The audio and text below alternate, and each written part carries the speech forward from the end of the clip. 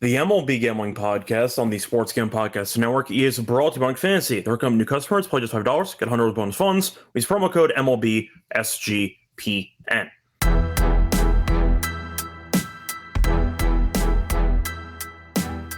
And welcome, everyone, to the MLB Gambling Podcast here on the Sports Gambling Podcast Network. It's currently Tuesday, October 14th, roughly midnight Eastern Time. Sky Schultz going solo for this pod, no co-host. Unfortunately, the schedule didn't exactly work out for the co-host, so either way, ended up having to do it solo, as we're going to get into the only game on the card for Tuesday, Game 2 between the Dodgers and the Brewers. Before we get into the actual breakdown of the only game on the card, do want to recap what happened on Monday. And before we get into what actually happened on Monday, a reminder that you can also check out the NHL Gambling Podcast, or the Hockey Gambling Podcast. Join Ryan and Joel as they break down the biggest games, storylines, awards, and best bets throughout the season. Let it slide. So, starting off with the actual recap of the two games that ended up happening on Monday. For starters, you had one blowout as the Mariners dominated, and they opened up a 2-0 series lead. So after getting by barely by the skin of their teeth in Game 5 against Detroit in 15 innings, they have been in great form. They ended up winning the first two games against Toronto. They won the first game 3-1 and won the second game 10-3. They dominated on Monday. Nothing else to really add. Polanco had the big hit as he had the throw-in homer in the fifth inning. Seattle jumped Yasevich early, scored 3 runs in the top of the first. Then Toronto eventually tied the game with 2 runs in the first and then 1 run in the second. Then the offense has kind of settled down briefly, and then Seattle exploded, scoring 3 in the fifth, 1 in the sixth, and 3 in the seventh. For Toronto, they scored no runs after the second inning. So Toronto went from beating the Yankees with a rest advantage, taking on Seattle, who barely got by against Detroit in 15 innings in Game 5.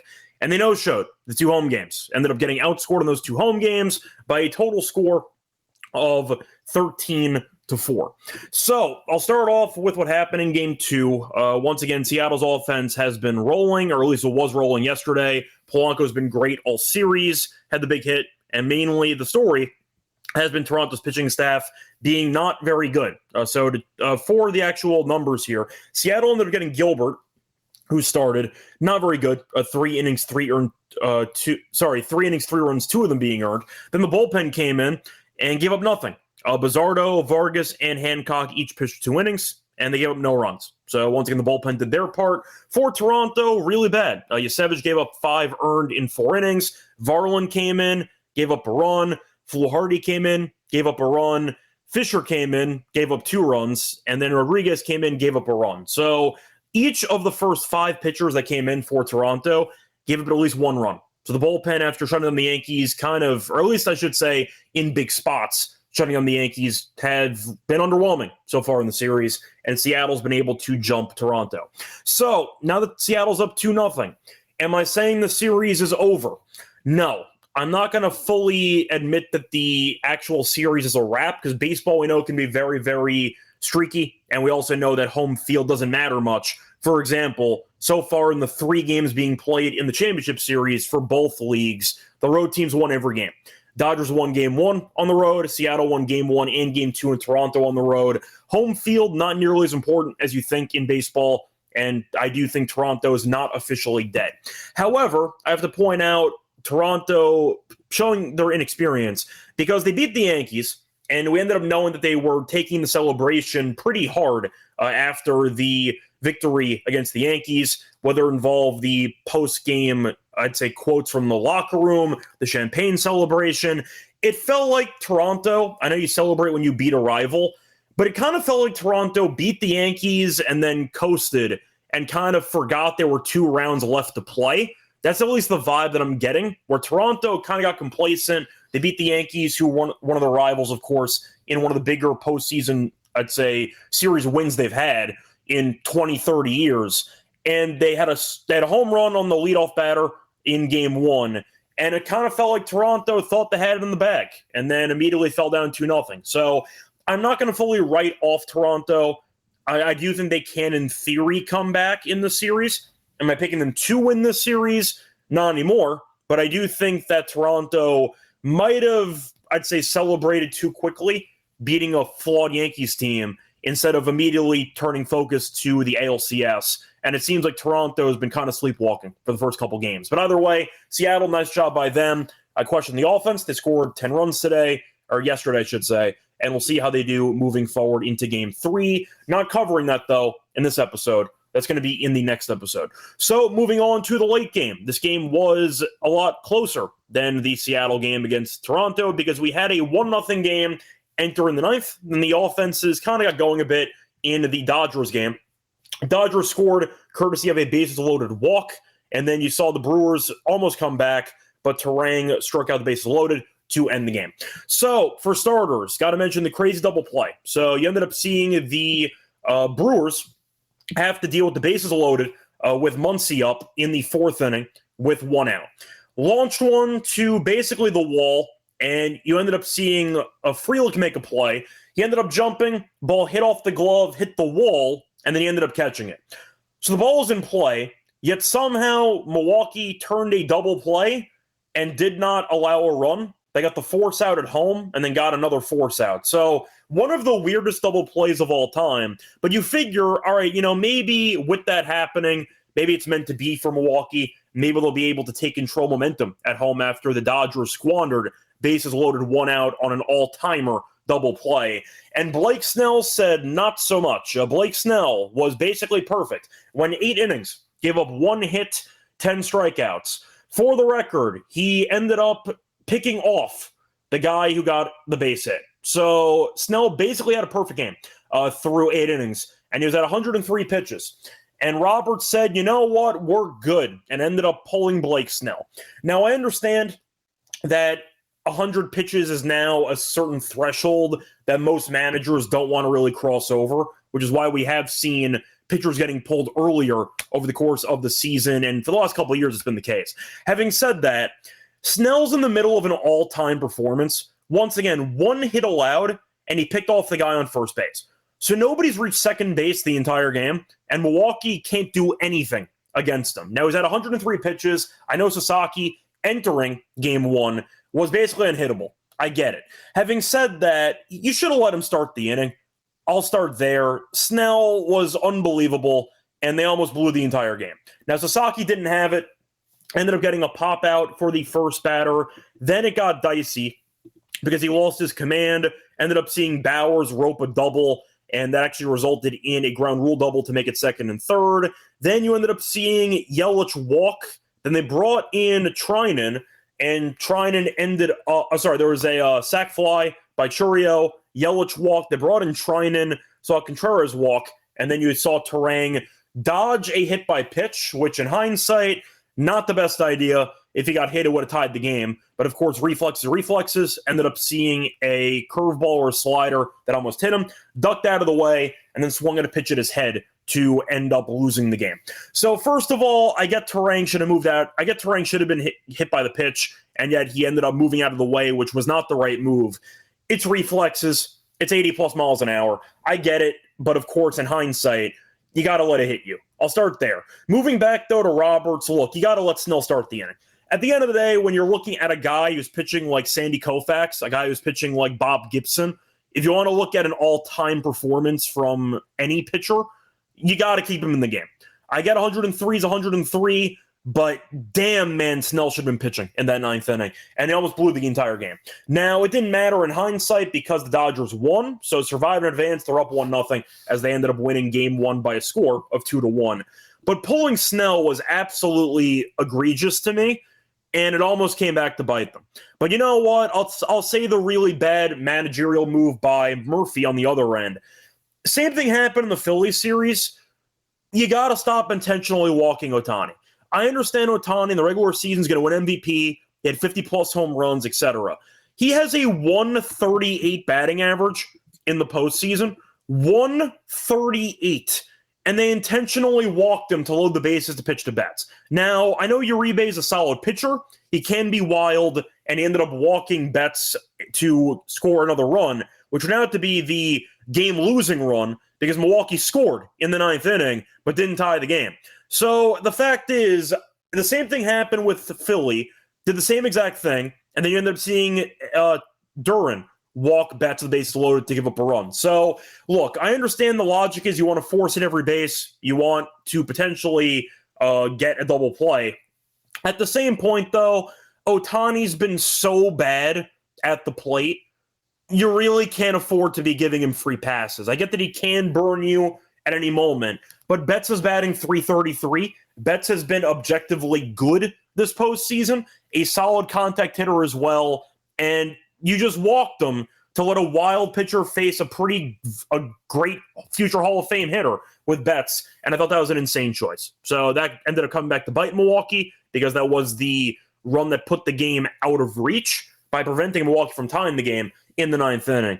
But yeah, intentionally walking Ohtani doesn't make any sense when the guy's batting .138. So I thought that move was ridiculous, and it worked out to Los Angeles' benefit, and that turned out to be the dagger, so to speak, for Milwaukee. But Roberts pulling Snell was a mess, and using Trinan as well has been pretty bad this postseason, was dangerous too. Got away with it because Terang had dodged the hit by pitch. Either way, though, Dodgers ended up winning game one. Seattle's up 2-0, and now we'll move on into our thoughts for game two of the NLCS, the only game on the card for Tuesday. Before we get into the actual breakdown of game two, a reminder, they're brought to you by our sponsor, Podca.ag, so you can use and bet on football, playoff baseball, college football. They have a prop builder second to none, and you can also use crypto for deposits and payouts and sign up for your new account. Use code SGPN for a special 100% bet back bonus $100 from customers. Podca.ag promo code SGPN.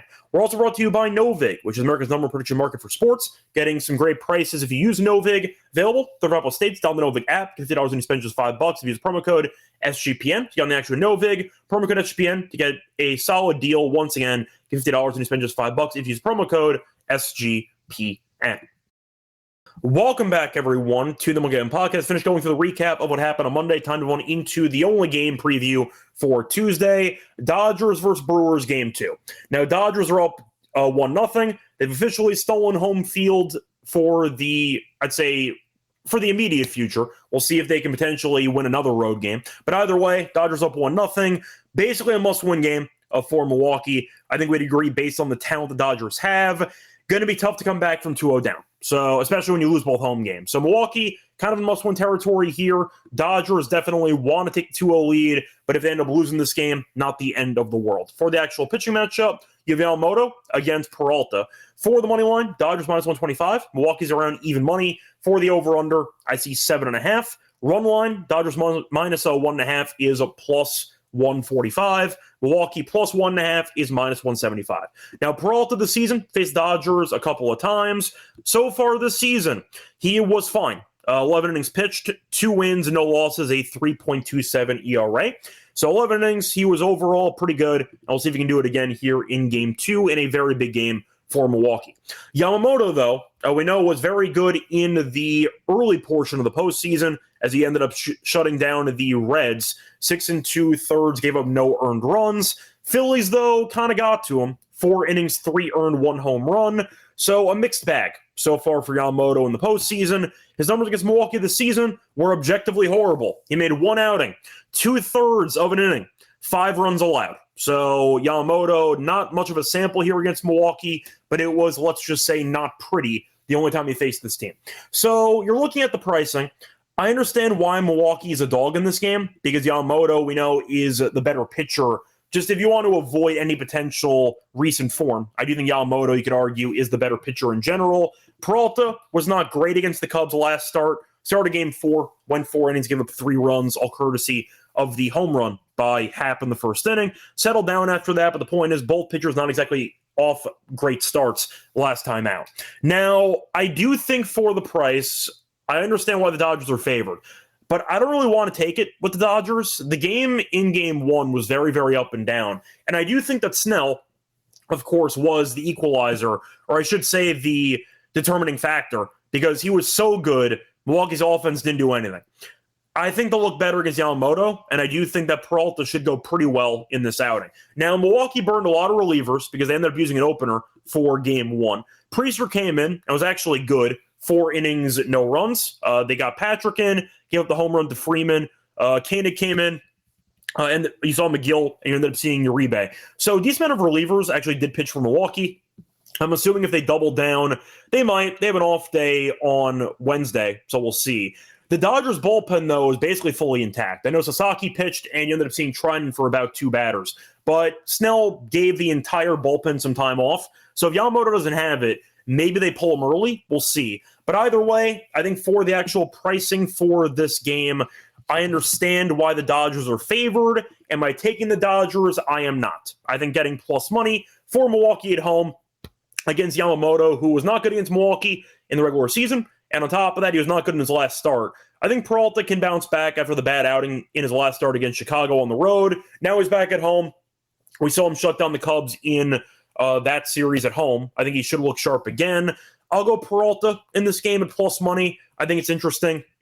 And I do think that you could argue the values on Milwaukee for what could be a coin flip. But Peralta this season, 3.71 ERA on the road, 1.77 ERA at home. So clearly better at home. Think he'll look sharp in this one. And I do think that Yamamoto, who was also very good on the road, 2.13 ERA, I do think is going to struggle a bit against this Milwaukee team. I think Milwaukee is just going to be thrilled that they didn't face off against Snell again. But you look at the numbers that Milwaukee's batters have against Yamamoto, no sample at all because they only faced him basically one time. But 4 hits and 7 at-bats with 4 RBIs and 1 home run. So I think Milwaukee can get to him. The Yamamoto is more vulnerable than the odds maker suggests. I think Milwaukee's alive to win it. Give me Milwaukee at plus money at home to even up the series at 1. Think I'll go with the over in this game.